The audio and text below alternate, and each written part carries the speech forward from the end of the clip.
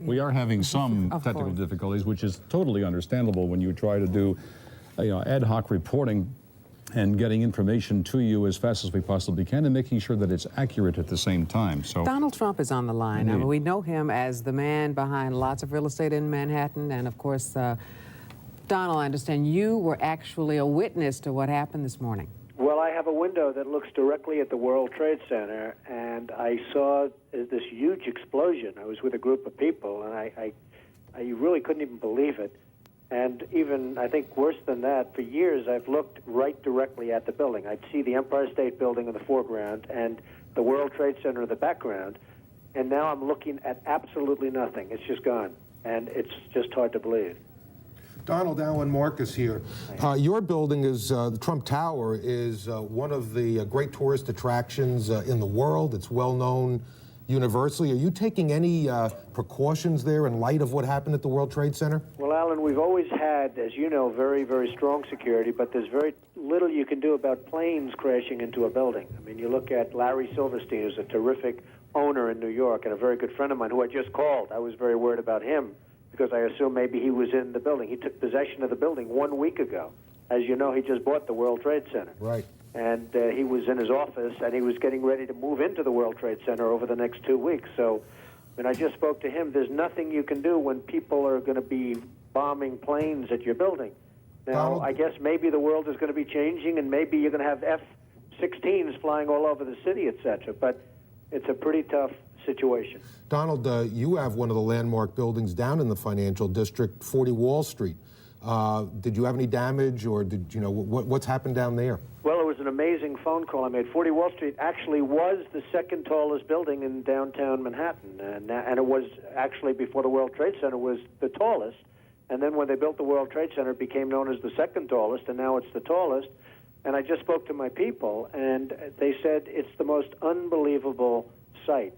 It's probably 7 or 8 blocks away from the World Trade Center, and yet Wall Street is littered with 2 feet of stone and brick and mortar and steel, and there are thousands of people walking over the debris over the Brooklyn Bridge, where they're sending them out over the Brooklyn Bridge to Brooklyn, and then I guess they're going to have to figure out how to get home from there. But they have between 1 foot and 2 feet of debris right in front of a building that's probably, you would say, Alan, 6 or 7 blocks away. Donald, this is Roland Smith. Hi, Roland. You know, how you doing on this kind of day? You know, at some point, we're going to put all this behind us. And you, as a visionary, particularly in New York real estate, what do you think that we ought to do as a city, as a people, when all of this gets, when the mourning stops, when the dead are honored, and we've found out what caused it and maybe corrected it? What does the city need to do? Well, I guess the big thing that you really will have to do is never forget. You just can't forget that something like this happened. I was so disappointed when they closed the stock exchange, but of course, at some point, you had no choice, you know, when they initially announced it was closing, because you want to just say, the hell with it, you're going forward, nothing's going to change. But the fact is, something has changed very dramatically. And I think one of the very sad things is going to be when you look at the skyline of New York, which has become so emblazoned in your own memory, and you look at the skyline of New York and you see these buildings, these 2 buildings, whether you love them or don't love them, they were a great part of the skyline. And then when you look at the skyline after 2001, and you're going to see a skyline without these 2 buildings, you're going to say, what happened? People won't believe it. You know, when you show your children or your grandchildren in years to come what New York looked like in the year 2000, and then what New York looked like just a year later, they're going to say, what happened? Hey, Donald, it's hard to believe. In the year 2000, Donald, you considered running for president. If you had done that and if you had been successful, what do you think you'd be doing right now?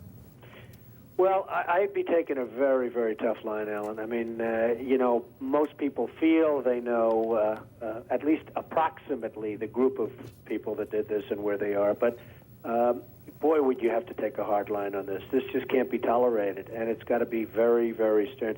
This is, as you and I were discussing before, Alan, this was probably worse than Pearl Harbor. Many more people are dead, and you know, they don't know, they have no idea, but I have somebody that was down there who witnessed at least 10 people jumping out of the building from 70 and 80 stories up in the air. I mean, you probably have 25 or 30,000 is the number I've heard, but I would think would be much more than that.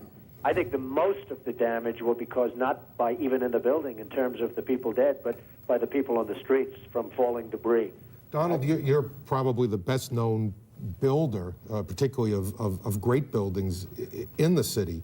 There's a great deal of question about whether or not the damage and the ultimate destruction of the buildings was caused by the airplanes, by architectural defect, or possibly by bombs or aftershocks. Do you have any thoughts on that? Well, it was an architectural defect. You know, the World Trade Center was always known as a very, very strong building. Don't forget, that took a big bomb in the basement. Now, the basement is the most vulnerable place because that's your foundation, and it withstood that. And I got to see that area about 3 or 4 days after it took place because one of my structural engineers actually took me for a tour because he did the building. And I said, I can't believe it. The building was standing solid, and half of the columns were blown out. I mean, so this was an unbelievably powerful building. If you know anything about structure, it was one of the first buildings that was built from the outside. The steel, the reason the World Trade Center had such narrow windows is that in between all the windows, you had the steel on the outside. So you had the steel on the outside of the building. That's why when I first looked, and you had big, heavy I-beams, when I first looked at it, I couldn't believe it because there was a hole in the steel. And this is steel that was, you remember the width of the windows in the World Trade Center, folks. I think you know, if you were ever up there, they were quite narrow. And in between was this heavy steel. I said, how could a plane, even a 767 or 747 or whatever it might have been, how could it possibly go through the steel? I happen to think that they had not only a plane, but they had bombs that exploded almost simultaneously, because I just can't imagine anything being able to go through that wall. Most buildings are built with the steel is on the inside around the elevator shaft. This one was built from the outside, which is the strongest structure you can have, and it was almost just like a can of soup. You know, Donald, we were looking at pictures all morning long of that plane coming into building number 2, and when you see that approach the far side, and then all of a sudden, within a matter of a millisecond, the explosion pops out the other side. Right. I just think that it was a plane with more than just fuel. I think, obviously, they were very big planes. They were going very rapidly, because I was also watching where the plane seemed to be not only going fast, it seemed to be coming down into the building. So it was getting the speed from going downhill, so to speak. It just seemed to me that to do that kind of destruction is even more than a big plane, because you're talking about taking out steel, the heaviest caliber steel that was used on a building. I mean, these buildings were rock solid. And, you know, it's just an amazing thing. This country is different today, and it's going to be different than it ever was for many years to come. Very profound statement and very true. Donald, one last question for you. Given the magnitude of how much of American commerce took place within the Twin Towers, what do you, as you're an expert on this, what do you think is going to be the fallout over the next several weeks, months, and even years, given what we have lost in terms of those buildings going down and all that was within it? Well, I, as an example, Alan, and you might use them too, but I have an insurance company that was on the 102nd floor of the World Trade Center. They're gone. I don't know who's gone. I don't know anything other than their offices are no longer there. They're wiped out. The Morgan Stanley Group, you know, Morgan Stanley, a big, powerful firm, they had 50 stories in the building, gone. I mean, you're talking about some firms that are just gone. Now, Morgan Stanley, in that case, had a lot of its offices in Midtown, and they had about half downtown. Morgan Stanley's a big, powerful firm. They're gone. Many firms had all of their offices, as you know, in the World Trade Center. It was 8 million square feet. 8 million square feet is the size of some cities. And we had 8 million square feet in the world, 4 million in each building. They were huge buildings, not only in height, but, you know, each floor was 50,000 feet. They were monstrous floors. Each floor was almost a city in itself, and they had 110 floors or so. So, you know, many firms that were easily recognizable for those of us in the financial worlds, for those of us that read the papers and see the financial pages, they're going to be gone. I mean, they're just not going to exist anymore. They're gone. Donald Trump. Many of the people are gone with them. Donald Trump, thank you so very much for joining us. Thank you all. We really Good luck. appreciate it. Thank you. And you Same too. to you. You too. Our prayers are with everyone. Joanne Pileggi is going to bring us up to date.